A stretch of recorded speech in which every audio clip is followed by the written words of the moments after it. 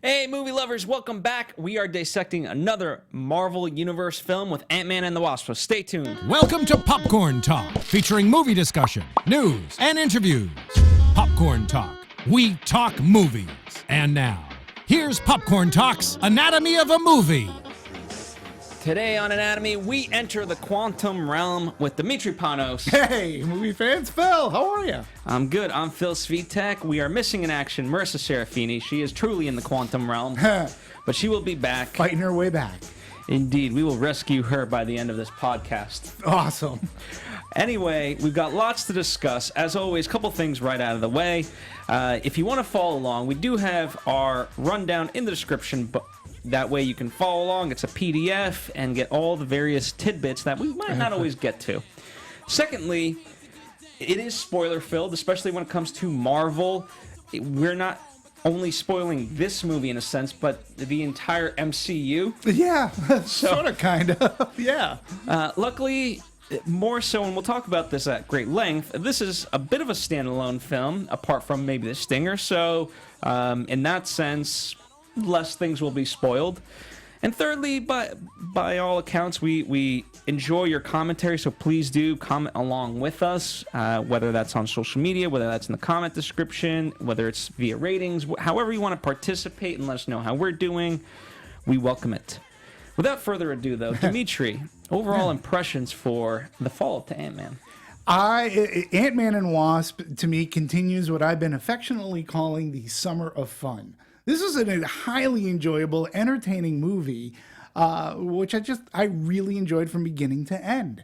For it being a Marvel movie, it doesn't require what I've called MMM, which is Marvel Movie Memory, which in a lot of the most recent ones, you need a lot of Marvel movie memory to know what they're either in characters are talking about in the relation to, like how did they get over here, particularly in Infinity War. A lot of that comes into play.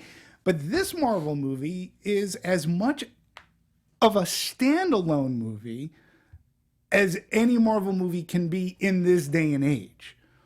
And that's one of the aspects that I really liked about this movie. It was a lot of fun. The humor was fantastic. I liked that we got more Michael Douglas, more of our elder actors. It's for me recently, it's always been fantastic to see Michelle Pfeiffer on screen, but I also liked Evangeline Lilly taking this role and taking a lot of and doing some great action. It's really weird for a movie that's called Ant-Man and the Wasp, right?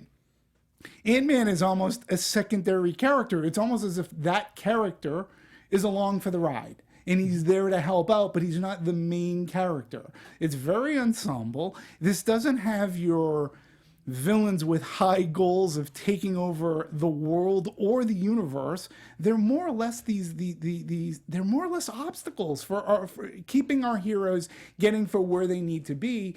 And the movie is a rescue movie. And I like that it's about Hank and Hank Pym's trying to get his wife back from the quantum realm. I really enjoyed that aspect of the story. The rest of the cast, like Michael Pena, they're back. They're really funny. Our action set pieces weren't over the top, like huge set pieces. They were perfect for this movie. Unless you count Ant-Man. Well, you know what I mean. Like yes, they weren't like. It wasn't like it wasn't the world saving. It wasn't Wakanda ready to. And they were, and they made fun of it, like Ant-Man using a pickup truck as like a scooter. Mm-hmm. Like visually, that stuff's funny. So I liked Ghost. She was a really good character. I mean, the new additions here, they can be part of the team later on. I don't know, but I really liked how everybody fit in this movie. And like I said, it was just pure fun for me to watch a Marvel movie. In fact, I'll say this.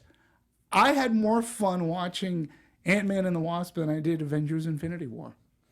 Well, I can see that because it was a more fun movie by design. Yeah.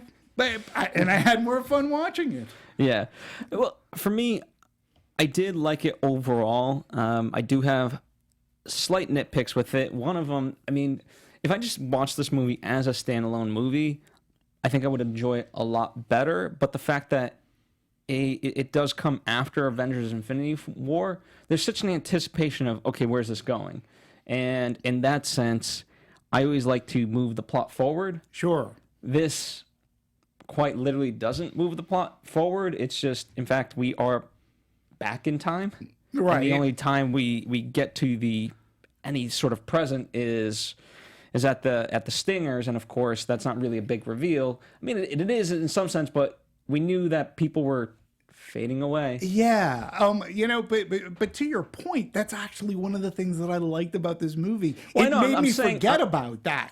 It made me forget about that bigger world, so that when that Stinger came, actually the Stinger sort of kind of like, I was like, oh, well, of course. Yeah.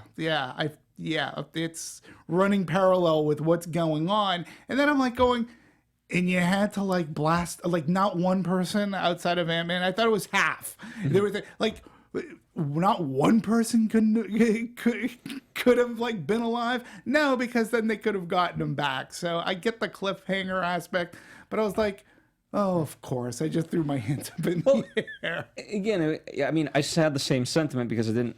At the end of the day, it didn't move anything forward. It just confirmed who, as far as these characters were concerned, was here and who wasn't. I think this movie, whether it tied in greater to kind of what was happening versus being a standalone movie, I thought Ghost was a perfect villain, non-villain, and spend more time with her. Because I love Walton Goggins, but he was, to me, misused in this movie quite heavily. It was just it was just another thing to track and worry about, and it seems so surface level. Whereas Ghost, let's go a little bit deeper with her struggle. And in fact, by the end of the movie, we don't really confirm kind of what's going to happen with her. Right. But you do know that she's, for lack of better words, fixed. Right? Like her quantum, I would say stable. Like stable. And you're right. Like Walter Goggins' character, and I enjoy Walter Goggins a lot. Anybody could have played him. I'm glad that it was him. His outside of the double cross, he's just keeping them. He was that one added hurdle, keeping them from getting the laboratory, right? Which I thought was really fun stuff. He was just another obstacle from our heroes, keeping our heroes from being able to try to extract Mrs. Pym from the quantum realm. I didn't mind him. I liked it, but you're right about Ghost. I thought she was a very intriguing, interesting character and played really well. I'm pulling up the actress's name. I thought she was fantastic. And it was great to see a fresh face. Absolutely. Do this, Hannah John came in. Yeah, she was really good. Really, really good. And what's so interesting about her, like with sort of Westerns, this happens a lot, where it's a villain that you understand. It's not just like the stereotypical, like, as you mentioned, the stakes aren't take over the world. It's she's fighting for her life, and therefore that's an opposition of what our main characters are after, and that creates the conflict. But objectively, neither is good nor bad, And True. in the end, the fact that they could come together, and they do, but I felt it could have been a lot stronger and really test each other's ideologies more so than was happening. Really? Because the other thing that I enjoyed about Ghost, Ava, was that at the end, when she was healed, it became stable. Right? Lawrence Fishburne, who we come to find out through backstory, he was partnered with Hank Pym, and he was trying to make her well again and failing, but he kept trying regardless, right? He kept trying, and once she becomes healed, he's like, okay, we can go back into normal life. What I really enjoyed about the writing was Ava's like, yeah, but like you said, I hurt people. Like, these people are going to come after me now because I did some bad things to get there.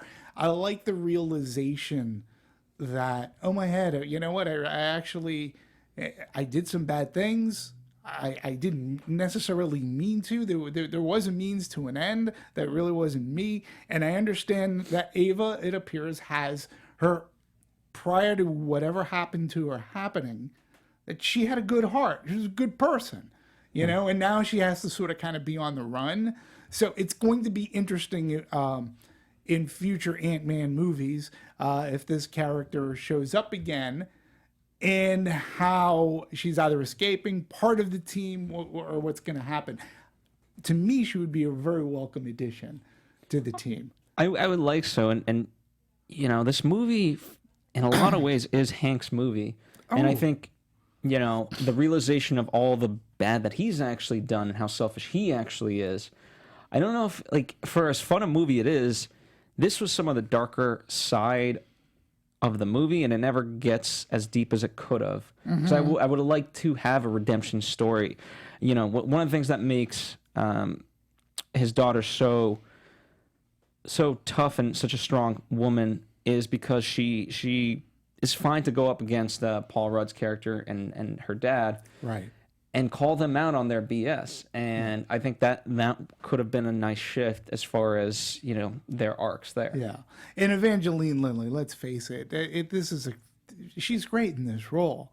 Okay, and again, when we're talking about women in film and strong women superhero characters, she's really good, has the great sense of humor, right? Can put Ant-Man in his place, and actually stand up toe-to-toe with Michael Douglas. And I think more need be said, too, about Michael Douglas. For me, it really was great that they gave this character more to do.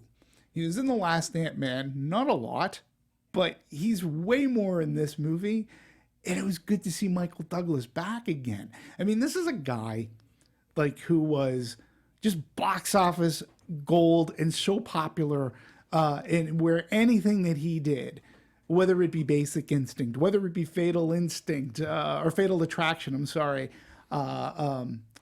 you know, Black Rain, Romancing the Stone, working with Danny DeVito in like the War of the Roses. This guy was box office, you know, and things happen. You get older, things progress, younger actors come up, but you don't see these people as much anymore. But I think watching him as Hank Pym reminded me, God, it's really good to see him on the big screen again, you know? And I like the character of Hank Pym. And you're right, he too has to learn, too. He has an arc. Well, it's interesting when you break it down like that. It's kind of not that this is him in any sense, but there is an interesting parallel where, you know, kind of like Hank Pym, he goes away for a while now. He's as Hank Pym resurfacing back to his research and finally getting the results. But where they obviously differ is the fact that Pym is actually quite narcissistic. Yes, a little bit. And arrogant, and, you know, and very stuck in his ways, and believes his way is the only way. And I did love him against Lawrence Fishburne in terms of their opposition. Me too. And again, those to me were the strongest points, and that's why, like, just eliminate the fluff. We don't need it, because there was so much fun around that. Did you think Hank Pym is a little bit like a Tony Stark? Except he doesn't have, you know, well, he has the Ant-Man suit, right? But he is narcissistic. He has a big sense of self. It was interesting to see this Dr. Bill Foster, right? That they have to go and get some help from. But even the way that Lawrence Fishburne played it, at least at the very beginning, you're like, he really likes to see Scott Lang, and they can talk about their experience wearing the suit, right? And obviously he knows Hope Van Dyne, and he seemed to be doing it more from them and sort of kind of getting back in the game. Of course, there were other reasons that you come to find out through the movie, but I like that scene when they go into his office at I believe it was the college campus. Yeah, I thought it was a really well done scene, and then you got to hash out why they broke apart, and a lot of it was Hank Pym's stubbornness. Absolutely. You know? And that's what makes it so interesting. Even when the twist comes midway through the movie that he's really on Ghost's side, it doesn't make him a villain, just like it doesn't make Ghost a villain. It just, if anything, it further elaborates that Pym is just, you're a bad dude. Yeah, you could have had help from Pym. You like they could have worked on that together. And you're right. It's not like they were necessarily villains. I said this before. It's one of the things I really liked about this movie, especially when you have those shades of gray between people. And in her case, she's just trying not to die. And when the clock is ticking and they're thinking that they're out of resources, and she, like, even Bill Foster has a conscience where he says, you can't go in there because you could possibly tear her meaning Janet Van Dyne, apart. You know, so even he had the conscience, and she's like, at this point, it's either her or me. Like, I'm going to die. I need to do this. We don't know whether it will or whether it won't. And the great irony, and I think the really sweet part of it, is that it is Janet Van Dyne who ends up helping her in the end when they extract her from that, what is it, the multiverse or the quantum realm. The quantum realm. Indeed. Yeah. 30 years in the quantum realm. So let's talk about that, because that is the catalyst for all of this. Essentially, Scott is just a few short days from freedom. Right. After all that happened in Civil War. And then he has these visions, and he can't help himself but reach out via the emergency phone. And then obviously comes in the Pyms. Right. This is I don't know. As far as the catalyst for all of this, I thought it was an interesting way to kick off the movie. You know, that essentially it's kind of like a dream sequence. Sure. And that I don't know, celestial connection, if you will, to the two. Yeah, I like this for a couple of reasons. I like this beginning because it sets up something. And again, you didn't necessarily have to be familiar with Captain America: Civil War, because I think through clever exposition that didn't feel like it was necessarily exposition, they got the idea across that he did something that he shouldn't have done. He's on house arrest for it, right? So they explain that away. You've seen Civil War. You know exactly what that is. And I liked how they set up Scott's character, because at the end of Ant-Man, you figured he's part of the team, right? Everything's hunky-dory. You don't think of the ramifications or the consequences. You didn't think that he actually stole the suit. By the time Ant-Man ends, you think the suit's his, right? Yeah. So, one, there's consequence, right? And then with this whole new, like, whoa, what the hell is going on here? And then getting the Pyms involved, right? And how are we doing this? And there's still that connection to that quantum realm. Again, if you didn't see Ant-Man, you still know what's going on. And that's where I thought the script was clever. You understand that there's a connection somewhere. You'll learn about the quantum realm because they re-educate us on that. And that's well, in a sense, I think you're better off not watching that movie simply because the science...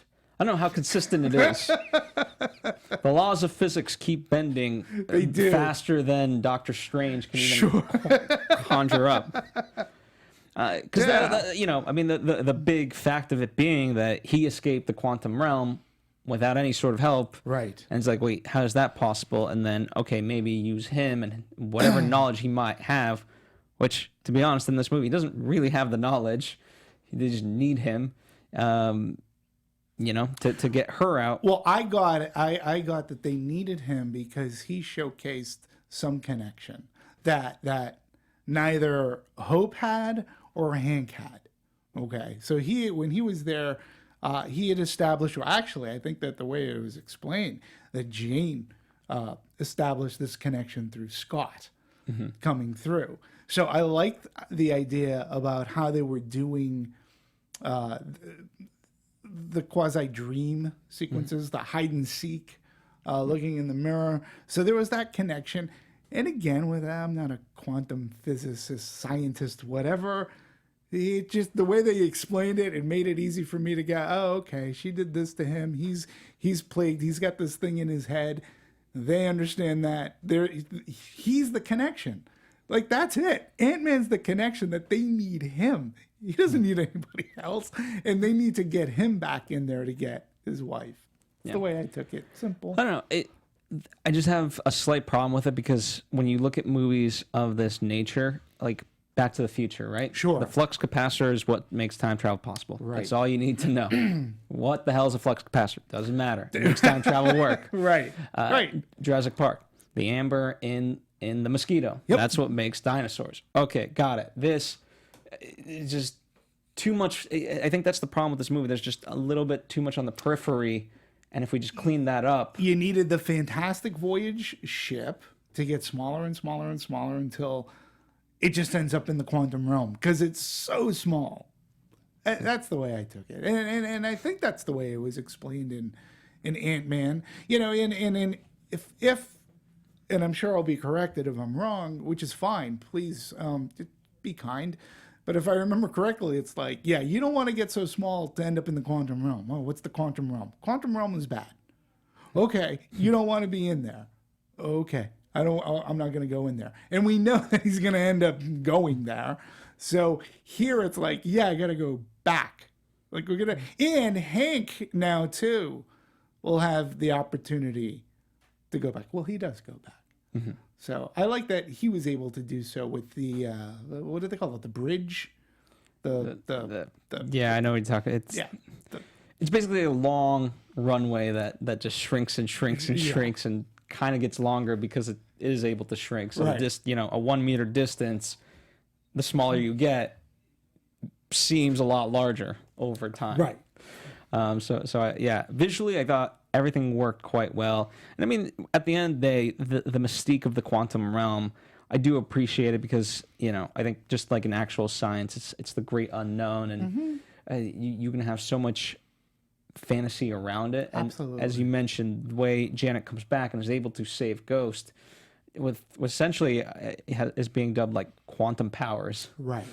Well, in the quantum powers too, they sort of, my interpretation. So she's rescued and it's with her husband, right? So they're in I'm just gonna call it the Fantastic Voyage ship, and they're having this dialogue, and she says something to the effect of, "You don't know what it's like being in there for 30 years. It changes you." And I was like thinking, uh-oh. Whenever a character says it changes you and you have all these powers, I was just like thinking of like Gary Mitchell from Star Trek's When No Man Has Gone Before. Like you get this power and you become like this godlike entity. And I was wondering, is there anything sinister here? Because now she's changed. She admits she's a changed person. But thankfully, at least not now. Well, I think it's like all things, right? There's a good side to it and there's a bad side to it, right? Like, people think that the internet is evil. No, it's the way we use the internet that makes it evil, if anything. But there's also a lot of upside to the internet. And that's just one example of millions upon billions. Yeah, and it was just, I like that dialogue, but in the end, her love hadn't changed. And neither has Hank's, or neither has Wasp. Like, the family dynamic was there, and that's what I liked about this movie. It was in a sense a rescue movie, because there's the hope that mom is still alive in there. We can get her. We have the technology. It was just the technology was being stolen. Then, oh my God, we got this Ghost to contend with, and then we learned about Ghost too and how she became and what happened to her. Part of Hank, you can point to Hank for that too. Well, part of, again, what was so interesting, like from Hope's perspective, she's obviously doing this from the perspective that this is her mother. Right. However, she's also doing it from a more altruistic reason that, her mother left because she was doing something greater than herself. Yes. And I appreciate that about her, whereas in a sense, Hank is doing it from from love and guilt. Yeah. Love for her because he wants her back, but guilt because he's the one who caused this, or Yep. he, his suit wasn't working, which in essence you could kind of put back on him because it's his malfunction, Right. that he wants to fix. Yeah. And you know what? I actually enjoyed those flashback scenes too. To me, they did not detract from the movie. They only added. They had something to do. And I got it. And it again, for me, it really helps that it was Michelle Pfeiffer. Yeah, she's a great it's actress. to see Michelle Pfeiffer as a superhero and working across from Michael Douglas. For me, that was exciting, and they both showed up to play. Like this isn't like they phoned in their performances here. They really liked their characters. So I really enjoyed the flashback sequences a lot, and how she got lost into that realm, how she took over that mission. Because he couldn't. Well, as far as Michael Douglas, he wasn't contracted to do any more movies, but he said, like, hey, if they have it, I'll gladly take it. Yeah. And so they toyed around with an idea. They toyed around with a prequel or a sequel, and obviously this is more of a sequel, but it does have prequel elements, so they got their wish in some sense in one movie.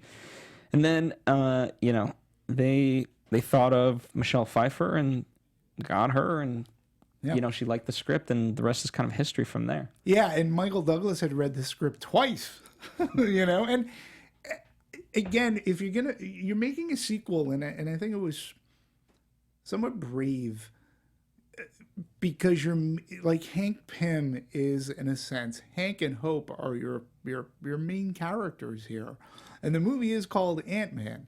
But there's way more Hank Pym in this movie, and Hope, for that matter, in trying to obtain this goal.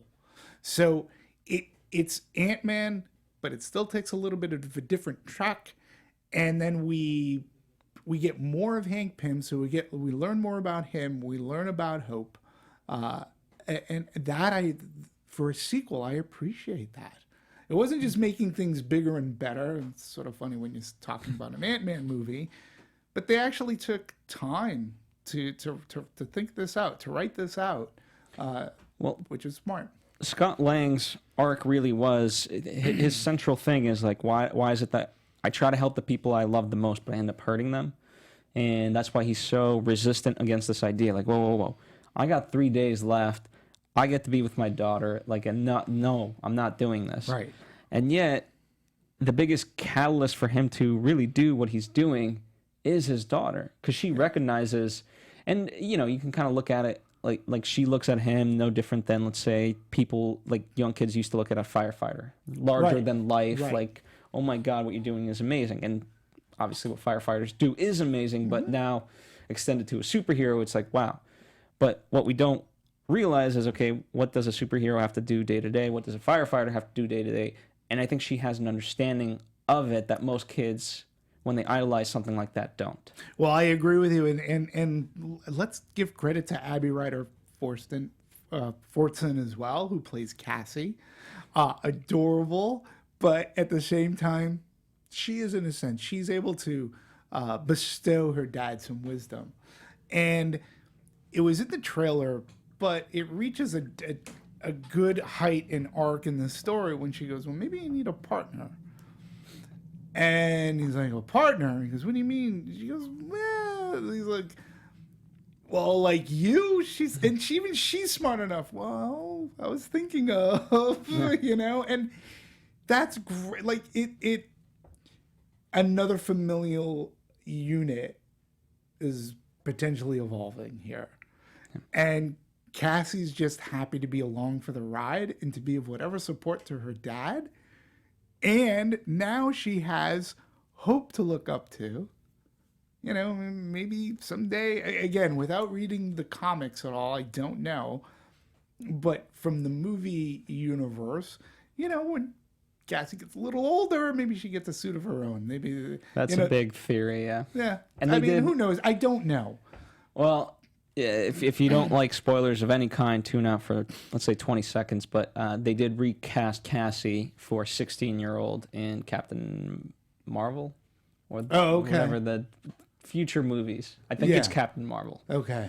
even though that takes place earlier. Before, yeah. Interesting In the 80s, I timelines. think. Yeah. Anywho, yeah, I think there's a smart there that is beyond her years. Like the fact that, how many movies have we seen where the dad is someone special? Like take Santa Claus, right? The movie. Sure. And, the kid there is like, my dad is Santa Claus at show and tell. Right. Whereas here, she's bringing a trophy, world's best grandma. That's a great gag, by the way. It was. And so, she recognized, like, at the end of the day, he's her dad, and he has to do something greater than himself, but he's going to be her dad. Yeah. And that's all he needs to be. So there's a tenderness there that you don't see in most movies. And it's a very good family values kind of thing that, again, you don't normally see in a superhero kind of movie. But yeah, I think you said the right word, tenderness. Absolutely. And it works. And again, it's another thing for me. It works in this movie. Everything is scaled down. And again, I don't mean that to be funny, but it's one of the reasons I could get so involved in this, because story, plot, characters, it gets scaled down to a point where it becomes a little more humanistic. The humor in this movie really worked, where sometimes in a movie like this, I'm just going to take Michael Pena as Louis, right? Mm-hmm. They do, like, one of the funniest things in the first Ant-Man is when Louis tells his stories, and the characters he's talking about, like say Scott, are talking in his voice. Like, that was really funny. Sometimes in a sequel, they overdo that because it worked in the first one. Let's do it more in the second one. But we only got it once, and they made sure that it paid off, because that scene was hysterical again. And I'm glad how they evolved, and we're going to do this security company. Mm-hmm. I like that too. It makes sense. It gives them a sense of purpose other than just being the funny characters in the movie. Yeah. They're a good sense of purpose. Yeah, there was a lot of great humor about that. Why did I get the small disc? Because you weren't here. Because you weren't here. I thought, and you had mentioned earlier kind of exposition being disguised cleverly, and one of the ways that I thought it did work, tying in Cassie and this exposition idea, was through Jimmy Woo, who's explaining to her what her father has done, and it's just the most convoluted way to talk to a child ever. You're right. But it just makes it so funny, because it's like you get why he's doing it in terms of the audience, right? But it also makes it funny because he's doing it to a child. He's doing it to a child, and that goes back to my Marvel movie memory, because you start to feel like Cassie in a way. As a glassing, like, what? It's like when all of this is happening, and the way that Randall Park delivered it too was fantastic, is Jimmy Woo. And that's the other part. Like, you have a character, he's going to make sure this guy's under house arrest, but at the same time, he thinks he's sort of kind of cool because he's a superhero, he's Ant-Man, and he wants to, like, hang out with him, which is, like, sort of funny. But then he's like, but I'm going to get you. I'll nail you. I liked Randall Park in this movie, too. Not one actor was really... you might say Walter Goggins, which is fine, but they really weren't wasted. Like, people got to use their talents and be funny. Even I haven't liked the having Judy Greer and Bobby Cannavale come back. Yeah, I mean, I like them. Again, as far as me, I thought Sonny Birch, to me, because Walton Goggins is such a character actor, and he does tend to play the low-life criminal types, this became, to me, a caricature of what he's known for, rather than it just seemed like, okay, let's recycle what he can do, but not add any layers to it. And it's like, okay, I guess I'll just do that. Yeah. So I'd like to see him play a good guy. I would too. I would really like to see him play a good guy at one of these times. But, it's the other interesting thing in doing a little bit of research too, is that Peyton Reed actually had inspiration for making this. And there were a couple of movies, but the two that stick out to me is Midnight Run, inspired him. it's, if you haven't seen it, a Martin Brest movie, and this is the guy that brought us Beverly Hills Cop, Robert De Niro, Charles Grodin. It's a really smart buddy or anti-buddy comedy movie that really works. And then this other movie is a Scorsese film called After Hours. If you haven't seen that, Griffin Dunn. Really another really fun kind of a movie, and then there's a little bit of What's Up, Doc, in this movie, which he said he made the staff watch. So it's really interesting what genres he picked to inspire to make this movie. But there's bits and pieces of these movies in here, and he even said to a point when they were setting up gags for Ant-Man, like the using a pickup truck as a scooter, the inspiration was some of the old silent films, because those movies, they relied on gags when threaded together, had a plot, and it all came to an end.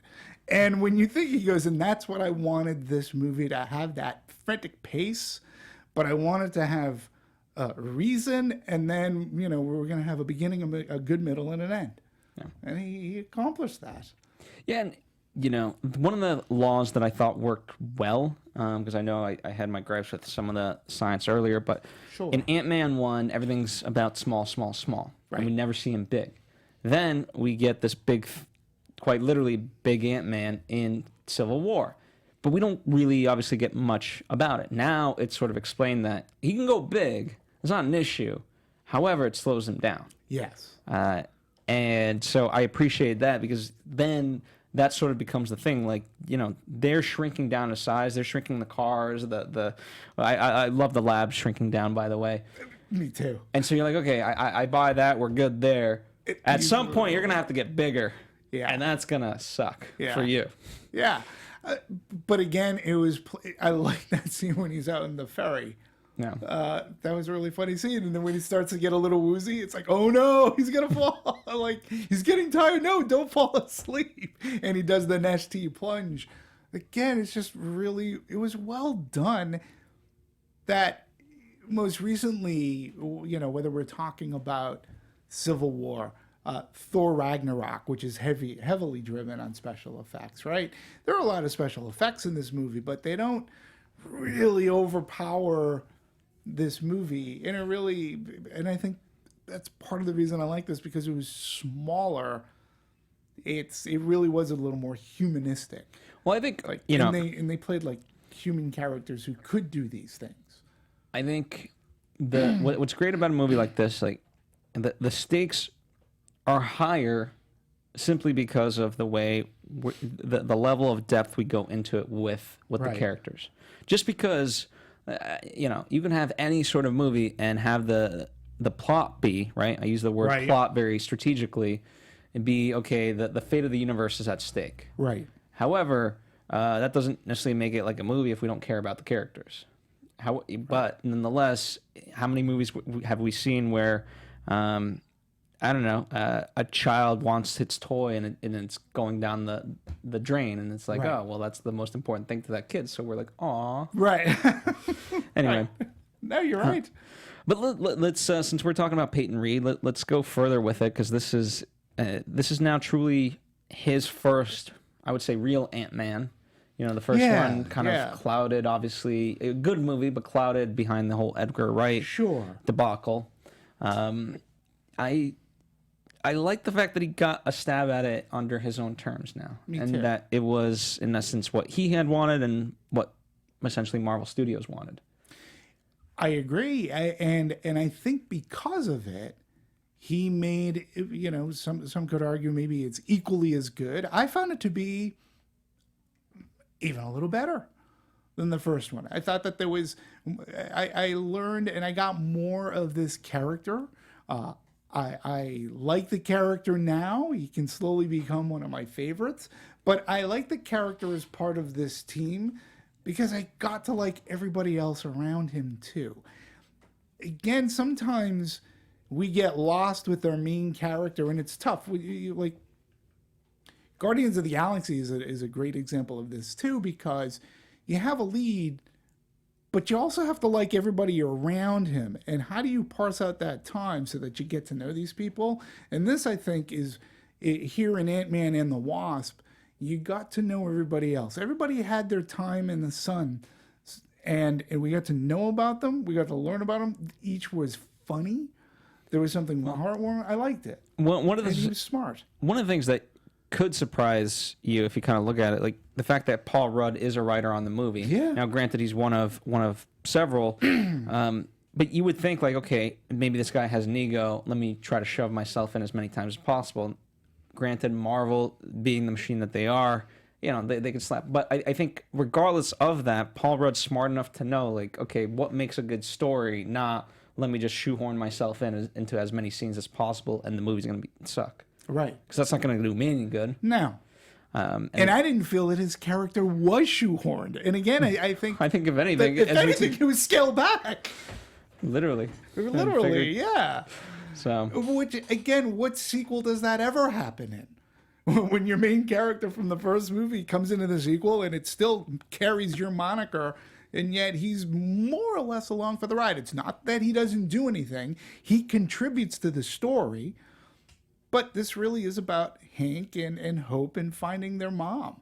And he's helping in any which way he can.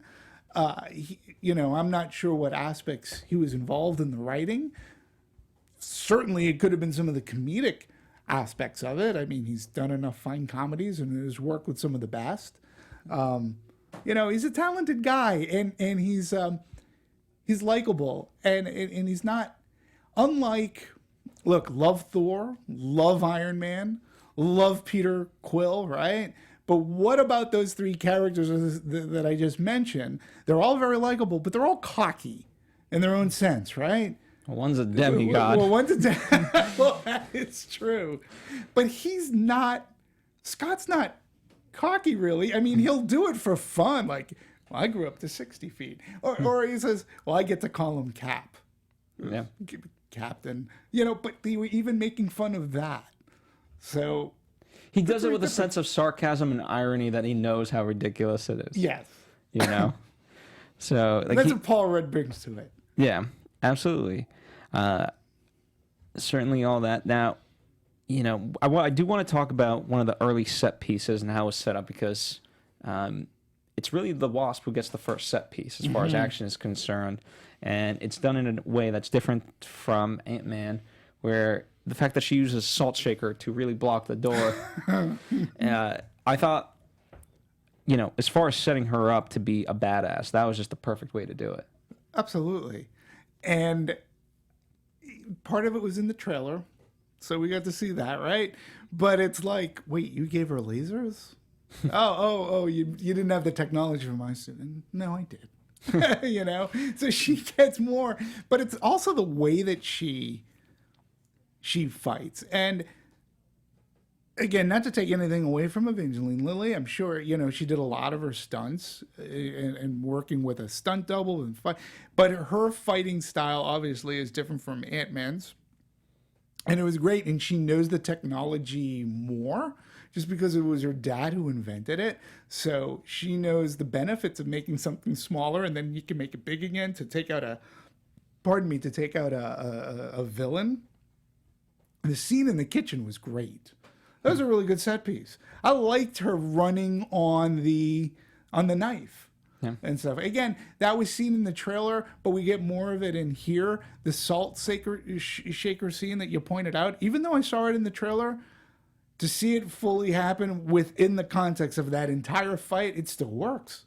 I wasn't tired of seeing it. It still works. It's funny. And she's very good. And I thought even just the fly swatter, it gave us a nice perspective into it, because you're like, oh, she's small, but then, she's a wasp and things like that. But you're like, oh, but she's still, she can still be gotten in a sense. And yeah. I mean, it's something, it's almost like a universal thing. Everyone is running with a fly swatter and trying to swat the fly. Or a meat tenderizer or a knife. It's like, get that mosquito away from me. And again, you bought it. There was peril. And the way that she handles herself within the costume and outside of the costume, she really handled the action very well. I think as far as the Marvel Cinematic Universe goes, she's a fine, female. I think a fine needed female addition. Yeah, and she carried the weight of that. She's gone on record multiple interviews to say that she wanted to deliver something that younger girls can look up to. Yeah. And I think she accomplished that. Yep. And we have Scarlet Witch, we have Black Widow. Am I missing another female? Zoe Saldana's character. Right. I'm blanking on the name, even though we're in the Marvel universe now. But we, again, Marvel movie memory. There are some strong women that we've seen, likable. It's nice that they can add more. And Evangeline Lilly adds a heart to it as well. Her love for her dad, her love for her mom, and even Scott. Absolutely. Yeah. Oh, what did you think about, what a great misdirect, too. I loved it when you thought they were at a drive-in. Yes. Really weren't. They were just in front of a laptop. They were in front of a laptop or a tablet. I thought that was brilliant. Well, I think all in all, I mean, it's an expensive movie, but based on everything, I mean, granted, they're not going to the depths of the entire universe, but I think they use their set pieces well. All in all, it's really kind of old movie techniques as far as, listen, if you want someone to look smaller, build the set bigger. Build the big set. You want someone to look big, build the set smaller.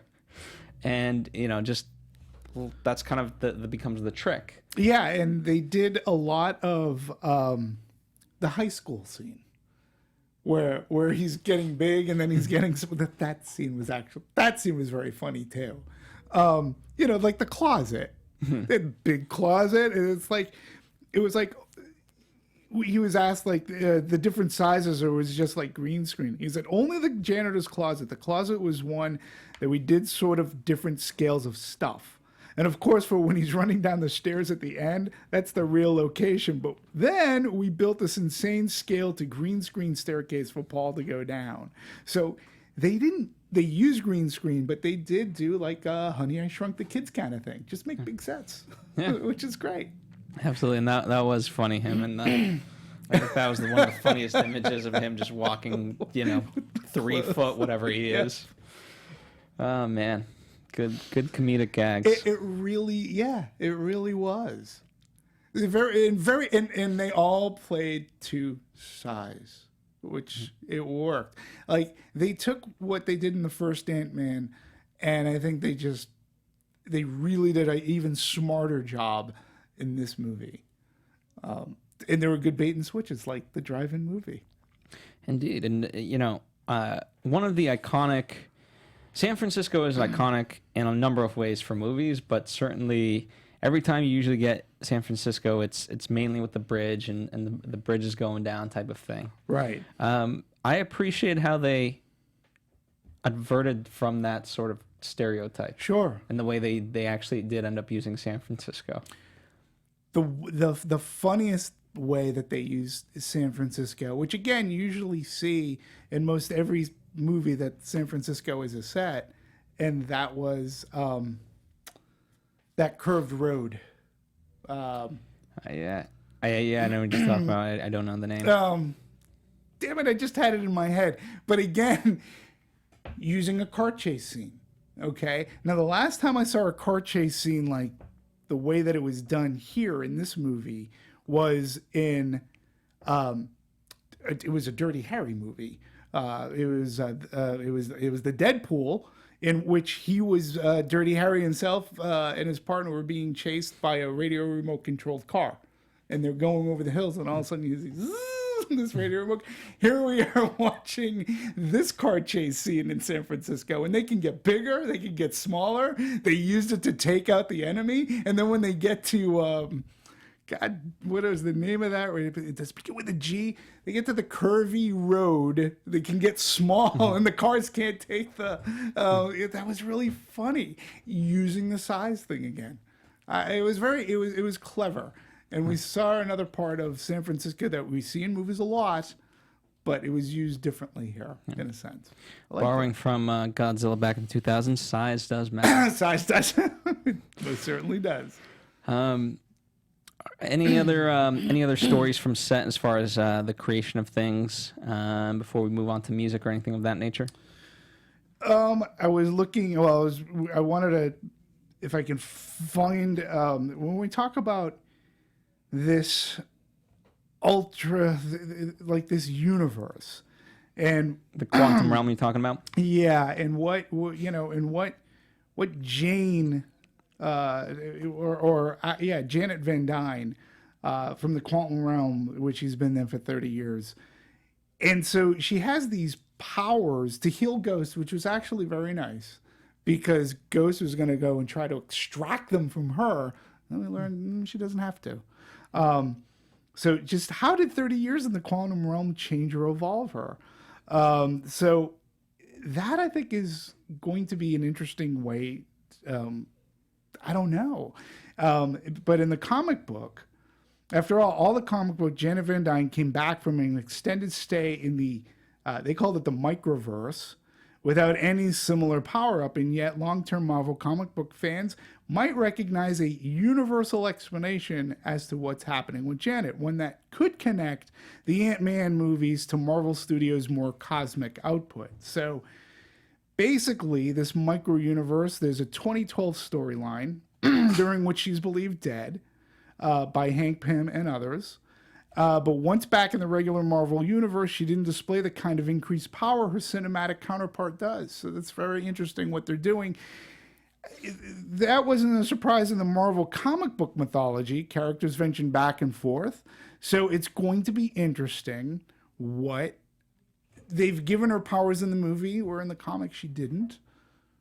How is this going to play in Infinity War 2, if anything? But I felt that the way that it was explained in the movie, I was like, okay, that's it. That's all I need to know. You didn't have to explain anything else. I've been there for 30 years. Being in here and showing that this is a different, energetic world. She goes, being here for 30 years, it changes you. You evolve. Yeah, well, I mean, I doubt that she knows what 30 years really is. Like in that the time, just like with light speed travel, you age differently. Sure. And so I think there's some of that maybe involved. Who knows? She's just aging so well, though. I think in real life, Michelle Pfeiffer is she's just still stunningly beautiful. She still has a presence. If ever you watch her older movies, there's one movie. Just want to talk about her for a minute. That I recently rewatched. I caught up with again, called Into the Night. It's one of Jeff Goldblum's first movies. It's one of Michelle Pfeiffer's earliest movies. And you watch the both of them together in this very early movie, and you just know that. Well, number one, she was just destined. I mean, she just has it. And Jeff Goldblum, admittedly, talks about his performance there, how he's still a little shaky in his legs, but you can see how they evolve to be the people that they are, the actors, the personalities that they are today. And Michelle Pfeiffer is just, even in a movie such as like a Grease 2, there's something about her that's just captivating. Murder on the Orient Express, I was just like, oh my God, she still has it. And it was really great to see her in Ant-Man and the Wasp and play a character, and that she just really had a good time being in a superhero movie. Indeed, absolutely. As far as Christoph Beck is a guy that we talk quite often, rightfully so. He comes in to do the score for this. Yep. I appreciate it. I think he's he's one of the composers we're trying to track and highlight, and then again, as I said, rightfully so. I think he does a wonderful job, and he tends to do these comedic type movies. Yes. Not that this is only a comedic movie, but certainly it helps to have for those scenes that are just so funny. And just going back to those roots of the silent film, music played a big part in those gags, right? So, and he uses that here as well. The one thing about the Marvel movies, my complaint, and I'm not the only one who said this, and they've yet to really. Music in the Marvel movies has really been more of setting a tone or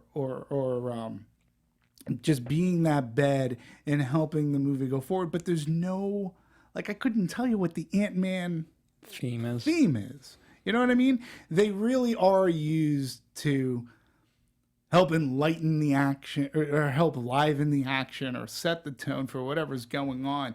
That's my only complaint about the Marvel Cinematic Universe and score.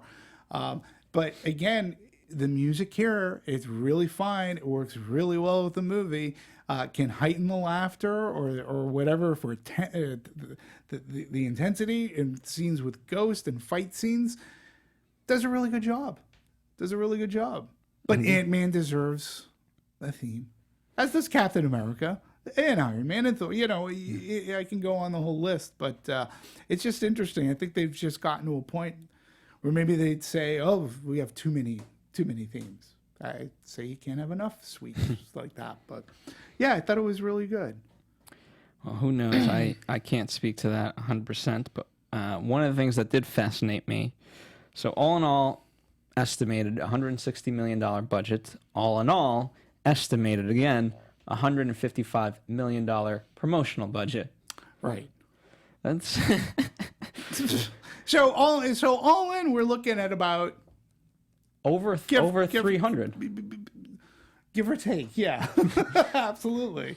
Yeah. So Yeah. that's quite a lot of money. Yeah, sure. and then, when you're looking at look, the movie has done really well thus far. I think they can't be complaining about it. We're looking at a domestic total as of yesterday. It's already over $103 million. Let's just call it 104 because it's 103.98, right? 85 million foreign, right? So we're looking at about 190 million all in so far. And the movie opened up on the 6th, so we're talking 1 week. It's doing pretty well, and I would even go as far as probably well. Let me look up. We can look up the first Ant-Man movie very easily enough. And I think that well, here's the other cool thing that they credit. So you had the Ant-Man movie, and it does pretty well, right? It does okay, not as big as other Marvel Universe movies. Then Ant-Man shows up in Civil War. Yeah. And that, for whoever didn't see Ant-Man, people are going, "Oh, Paul Rudd, who is this? This is great." That gets waved and carried into this sequel. And I really think that they really helped build a lot because, well, look, Ant-Man opened up to 57 million, right, on 3,856 locations. Ant-Man and the Wasp, 75. That's what you want in a sequel. You want to make a little more, and they did. And I think that they're doing pretty well so far. Yeah. And I don't know how much accounts for it, but there is discussion, and they kind of promote it and moved it around based on the World Cup. So its worldwide total could go higher once the World Cup ends this Sunday. Right. So who knows? Yeah. I think the future is bright for Ant-Man. So. Yeah, I think the future is bright for it. The cinema score on this movie is an A-, which is good. Which is fine. Yeah, I got no problem with that. Rotten Tomatoes 86, which is fair. That's a solid B. I would have gotten B+, maybe A-. Yeah, again, for me, this is a movie that was, I would go say slightly better than its original. Yeah, I think it's really good. I think the first Ant-Man was bogged down by having to explain the rules, maybe a little bit too much, and I think just in general it was bogged down by more of the behind the scenes than anything. And this time, and that's nothing against Edgar Wright. No, we love him as a filmmaker. Just sometimes it doesn't work. It didn't work. And now the slate was wiped clean, and they got to do what they wanted to do. Yeah. Yeah. And again, I'll just reiterate too, I really do think it helped that this character was brought into Civil War, and how he was brought into Civil War. He still had comedy going on. And it carries over into this film, with the whole, Cap wanted me. Would you say no to Cap?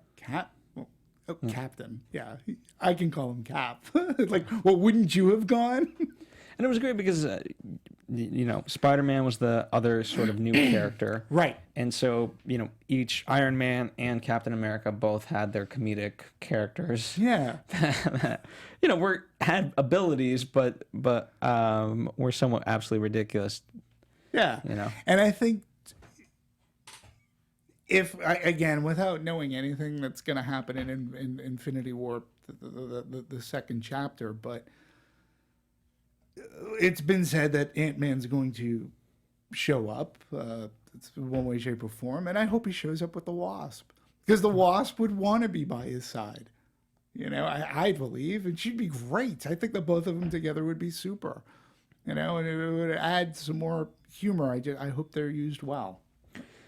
Yes, indeed. So. Well, if we're in that realm, if you don't necessarily want things spoiled, and listen, I can't. This isn't really a spoiler because I don't necessarily know anything more than that. But there are set photos of the Avengers with Captain America now as they're kind of finalizing things for the new Infinity War and so forth. So, it's no mistake that he's going to be in Infinity Wars, right?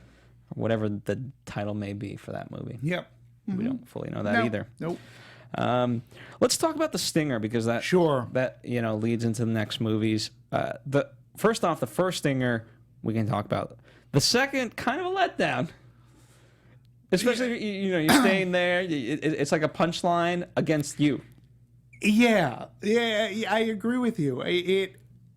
I wanted more other than an ant playing drums. Yes, which is a callback to the movie, right? And it's funny, but not worth the wait. No, I didn't think so. It was like they had nothing better else. It's like, well, we need to add something, and this is funny. It's like, yeah, but I could have been in the bathroom and on my way to the car. Yeah, already. So let's break down the first one, the one that actually matters. So he goes into the quantum realm. They're kind of doing essentially a scientific experiment. Yeah. Well, they're trying to get some of that maybe healing power. Yeah. That was it Janet? Janet, yeah. Yeah, they're trying to see if that works. Yeah. And it somewhat worked. They got him there. Yep. However, hey guys, stop being funny. Yep. And they are all three gone. All three. And again, so this is why I really like this movie, because it made me forget about this other stuff. And I understand that they have to bring it. I understand that it plays. Well, at that in point, a much it's a bigger stinger, universe. Right? So, but when it happened, I was just like, "Oh Jesus!" I go, "Of course, it makes sense." I don't. I'm not angry for them doing it, but all three of them, I was like, I thought it was half. Like all three half of and them random. have to go. All three of them. Yeah. So, and I'm like, well, of course. Okay, well, he's gonna get out of that. He's gonna get out of it sometime. Well, to me, it's quite serendipitous. Like, I think he survives not because he's in the quantum realm, but that it is kind of by chance.